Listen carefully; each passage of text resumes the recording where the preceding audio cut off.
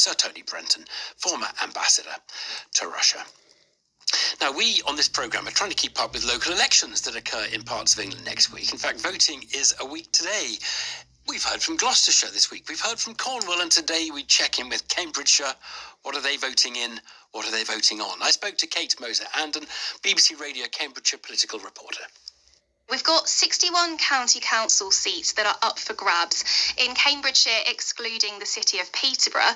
But across the whole county, we've got mayoral elections coming up. So these are going to be really exciting because we've got 5 candidates running. So we've got Labour, Lib Dems, Conservatives, but also for the first time, we've got candidates from the Green Party and Reform UK. Previously, we've only had 3 candidates, so it's the biggest race the county has seen yet. And also, no party really considers Cambridgeshire and Peterborough to be a safe seat, so it'll definitely be one to watch. Now, the Combined Authority Mayor here in Cambridgeshire has a specific role. They've got powers devolved from government, so they're responsible for looking after public transport in the county. They also have a role with adult skills, and they have a remit to try and boost the economy and hopefully creating more jobs. What is the title of that mayor? It's quite wordy, isn't it? It's the Cambridgeshire and Peterborough Combined Authority Mayor, so it's not the catchiest. Does everybody understand this is a relatively new position and what it does?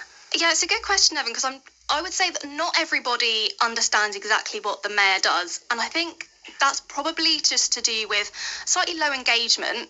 In the last elections in 2021, turnout was around the 37% mark. And just from speaking to people on the street about the issues that matter to them, for example, one gentleman was telling me a new mayor needs to tackle homelessness, and potholes came up as a big issue. And there's a little bit of kind of less awareness of what the mayor's remit actually is. All right. What has been the issue? What have people been talking about? What are the areas of discontent, for example, that people will say, what are you going to do about X? Well, I think public transport has been something that's come up across the county.